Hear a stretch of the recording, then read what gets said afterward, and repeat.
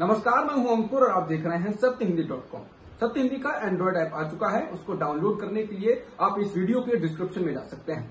वहां पे आपको एक लिंक मिलेगा जहां से आप ऐप को डाउनलोड कर सकते हैं।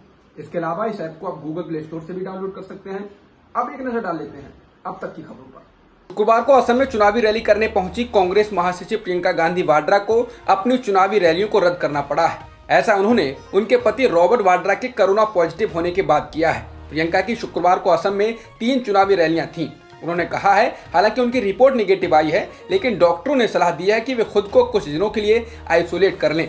प्रियंका ने इसके लिए माफी मांगते हुए कहा है कि असम के अलावा कल के तमिलनाडु और परसों के केरल के दौरों को भी उन्हें रद्द करना पड़ा है। उन्होंने पार्टी के उम्मीदवारों को शुभकामनाएं देते हुए कहा है कि कांग्रेस इन चुनावों में जीत दर्ज करेगी।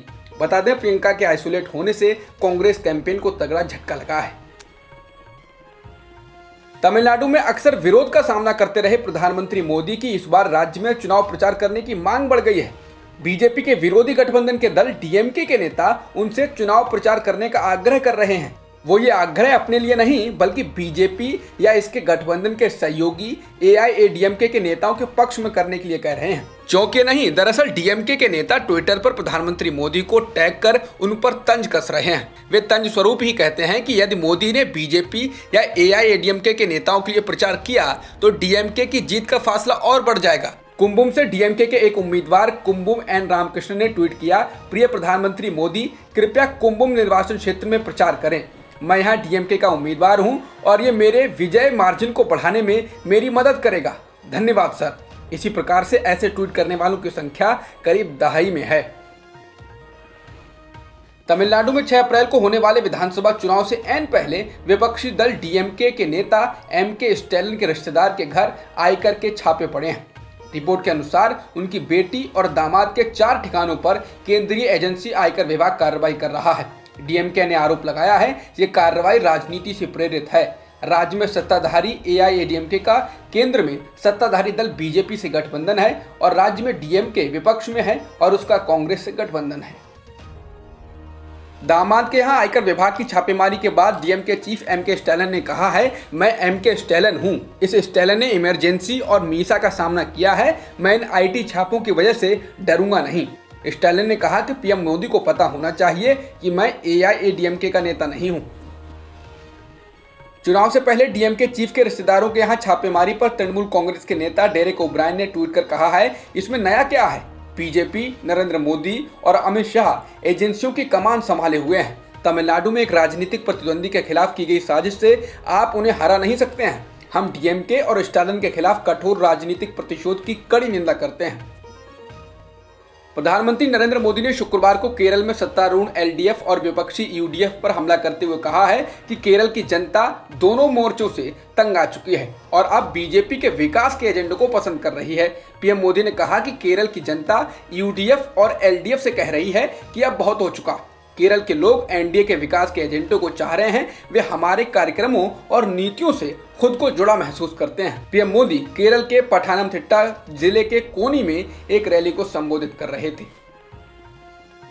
असम में दूसरे चरण का मतदान समाप्त होते ही सोशल मीडिया पर एक वीडियो वायरल हो रहा है जिसमें पत्थरकंडी से बीजेपी उम्मीदवार कृष्णेंदु पॉल की कार में कथित रूप से ईवीएम मशीनें रखी हुई हैं। ये वीडियो असम के स्थानीय पत्रकार आतानु भुयन ने अपने ट्विटर हैंडल से पोस्ट किया है, जिसके बाद बवाल हो गया है। असम के करीमगंज में बीजेपी उम्मीदवार कृष्णेंदु पॉल की निजी गाड़ी में ईवीएम मिलने के मामले में चुनाव आयोग ने कार्रवाई करते हुए 4 पोलिंग अफसरों को सस्पेंड कर दिया है। बता दें, ईवीएम मिलने पर वहां विपक्षी नेताओं का जमावड़ा लग गया था। पुलिस को भीड़ को तितर बितर करने के लिए हवा में गोलियां चलानी पड़ी और लाठियां भी चार्ज करनी पड़ी। यह घटना असम विधानसभा चुनाव में दूसरे चरण के मतदान वाले दिन यानी 1 अप्रैल को हुई।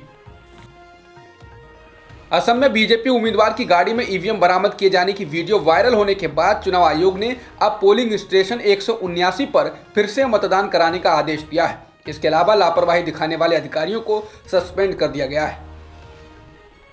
एएनआई ने सूत्रों के अनुसार कहा है कि चुनाव आयोग की गाड़ी रात में खराब हो गई थी। इसके बाद चुनाव आयोग के अधिकारियों ने रास्ते से गुजर रही एक गाड़ी में लिफ्ट ले ली। बाद में पता चला ये बीजेपी के उम्मीदवार की गाड़ी है, जिसके बाद कांग्रेस नेता राहुल गांधी ने कहा है, ईसी की गाड़ी खराब, भाजपा की नीयत खराब, लोकतंत्र की हालत खराब। चुनाव आयोग की गाड़ी खराब होने वाली खबर पर कांग्रेस नेता प्रियंका गांधी ने कहा है, क्या स्क्रिप्ट है। चुनाव आयोग की गाड़ी खराब हुई तभी वहां एक गाड़ी प्रकट हुई। गाड़ी भाजपा की प्रत्याशी की निकली। मासूम चुनाव आयोग उसमें बैठकर सवारी करता रहा। प्रिय चुनाव आयोग, माजरा क्या है? क्या आप इस देश को इस पर कुछ सफाई दे सकते हैं, या हम सब मिलकर बोलें चुनाव आयोग की निष्पक्षता को वणक्कम। असम में बीजेपी उम्मीदवार की कार में कथित तौर पर ईवीएम बरामद होने की वीडियो वायरल होने के बाद कांग्रेस नेता प्रियंका गांधी ने कहा है कि हर बार ऐसे वीडियो सामने आते हैं जिनमें प्राइवेट गाड़ियों में ईवीएम ले जाते हुए पकड़े जाते हैं, और हर बार इनमें कुछ बातें बहुत ही कॉमन होती हैं। पहली, गाड़ी बीजेपी उम्मीदवार या उनके साथियों से जुड़ी हुई होती है। दूसरा, वीडियो को एक घटना मानकर और झूठ बताकर खारिज कर दिया जाता है, और बीजेपी अपनी मीडिया मशीनरी से उस व्यक्ति को ही आरोपी ठहरा देती है जिसने ये एक्सपोज किया होता है। प्रियंका ने कहा कि ऐसी कई सारी घटनाएं रिपोर्ट हो रही हैं। चुनाव आयोग को इन शिकायतों पर निर्णायक रूप से कार्रवाई करने की जरूरत है और सभी राष्ट्रीय पार्टियों को ईवीएम के इस्तेमाल की जरूरतों पर गंभीर रूप से पुनर्मूल्यांकन करना चाहिए। असम में बीजेपी उम्मीदवार की कार से कथित तौर पर ईवीएम की बरामदगी पर कांग्रेस के वरिष्ठ नेता शशि थरूर ने ट्वीट कर कहा है, ये काफी चौंकाने वाला है। उन्होंने कहा कि यहाँ तक कि आलोचक भी कहते रहे हैं कि कम से कम भारत में चुनाव मुक्त और निष्पक्ष होते हैं, लेकिन अब हम चुनावी निरंकुश बन चुके हैं। थरूर ने कहा कि अगर ईवीएम ही संदिग्ध हो जाती है तो फिर क्या बचा। चुनाव आयोग को इस पर तुरंत सार्वजनिक जाँच करानी चाहिए। वहीं कांग्रेस सांसद गौरव गोगोई ने भी कहा कि सिर्फ इसी रास्ते से बीजेपी असम जीत सकती है, ईवीएम लूटकर। केंद्रीय मंत्री अमित शाह ने पश्चिम बंगाल के सीताकुची में रैली को संबोधित करते हुए ममता बनर्जी पर हमला बोला है। गृह मंत्री ने कहा, यह तय हो गया है कि 2 मई को दीदी जा रही हैं और उत्तर बंगाल के अच्छे दिन आ रहे हैं। शाह ने कहा कि दीदी 3T मॉडल पर सरकार चला रही हैं, तानाशाही, टोलाबाजी और तुष्टीकरण, जबकि मोदी जी 3V पर सरकार चलाते हैं, विकास, विश्वास और व्यापार।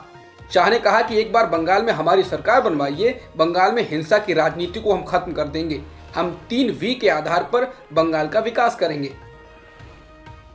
प्रधानमंत्री मोदी ने पश्चिम बंगाल में एक चुनावी रैली में कहा कि इस बात में कितनी सच्चाई है कि मुख्यमंत्री ममता बनर्जी चुपके से किसी दूसरी सीट से भी पर्चा भरने जा रही हैं। इस दौरान उन्होंने पहले की तरह ममता बनर्जी को ओ दीदी करके भी बुलाया, जिसके जवाब में टीएमसी ने कहा कि दीदी नंदीग्राम से जीत रही हैं और दूसरी सीट से चुनाव लड़ने का सवाल नहीं उठता है।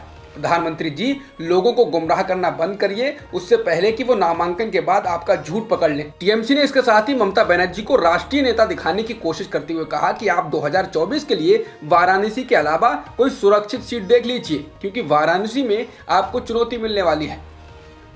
उद्योगपति मुकेश अंबानी के घर एंटीलिया के बाहर विस्फोटक से लदी कार मिलने के केस में गिरफ्तार किए गए एनकाउंटर स्पेशलिस्ट सचिन वाजे से एनआईए की पूछताछ जारी है। अब एनआईए ने कहा है कि वाजे के लिए एक व्यापारी ने 100 दिनों के लिए मरीन ड्राइव में एक 5 सितारा होटल में कमरा बुक कराया था। यहीं से वाजे कथित जबरन वसूली रैकेट चलाता था। बता दें, एंटीलिया और जांच एजेंसी द्वारा दर्ज की गई हत्या के मामले में डीसीपी रैंक तक के 35 अधिकारियों से एनआईए द्वारा पूछताछ की जा चुकी है। कोरोना संक्रमण दूसरी लहर में पहले से ज्यादा तेज गति से फैल रहा है। कोरोना के आंकड़े ही ये साफ दिखा रहे हैं। 22 मार्च को यहां एक दिन में करीब 40,000 मामले थे, वहीं 10 दिन में यानी 1 अप्रैल को ये आंकड़े दोगुने से ज्यादा होकर 81,000 पहुंच चुके हैं। हालांकि इस बीच एक राहत की खबर यह है कि मृत्यु दर में काफी कमी आई है। टीओआई की रिपोर्ट के अनुसार राहत की बात यह है कि कोरोना संक्रमितों की मृत्यु दर महाराष्ट्र में करीब 75%, पंजाब में 41%, गुजरात में 83%, मध्य प्रदेश में 72% और चंडीगढ़ में 65% कम हुई है। इससे साफ तौर पर जाहिर होता है कि कोरोना पहले से कम घातक हुआ है। वहीं वैज्ञानिकों ने एक शोध में कहा है कि दूसरी लहर 20 अप्रैल तक ही हो सकती है, इसके बाद ये कम पड़ जाएगी। महाराष्ट्र में कोरोना के मामले तेजी से बढ़ रहे हैं। इस बीच पुणे में प्रशासन ने 1 हफ्ते के लिए कर्फ्यू लगाने का फैसला किया है। ये कर्फ्यू हर रोज 12 घंटे के लिए लगाया जाएगा। शनिवार सुबह 6 बजे से यह आदेश लागू हो जाएगा। इसके बाद अगले शुक्रवार को स्थिति का जायजा लेने के बाद आदेश की समीक्षा की जाएगी। पूर्व भारतीय क्रिकेटर सचिन तेंदुलकर को अस्पताल में भर्ती होना पड़ा है। तेंदुलकर पिछले हफ्ता ही कोरोना वायरस से संक्रमित हुए थे। कोरोना संक्रमित होने के बाद देश और दुनिया भर में फैले सचिन के प्रशंसकों ने उनके सेहतमंद होने की दुआ की। कोरोना संक्रमित होते ही सचिन ने खुद को घर पर ही क्वारंटीन कर लिया था। सचिन ने शुक्रवार को ट्वीट कर प्रशंसकों का शुक्रिया अदा किया है। भारत में पहले से भी अधिक तेजी से फैल रहे कोरोना संक्रमण को देखते हुए एम्स के निदेशक डॉक्टर रणदीप गुलेरिया ने चेतावनी देते हुए कहा है कि अगर कोरोना के खिलाफ जंग में कड़ाई नहीं बरती गई तो भारत एक बार फिर भयंकर स्थिति में फंस सकता है। उन्होंने कहा कि नए मामलों में रिकॉर्ड तेजी है, फिर भी लापरवाही बरती जा रही है। अब तक की खबरों में इतना ही। बाकी खबरों के लिए बने रहिए सत्यहिंदी.com के साथ। सत्य हिंदी का ऐप डाउनलोड करें गूगल प्ले स्टोर पर।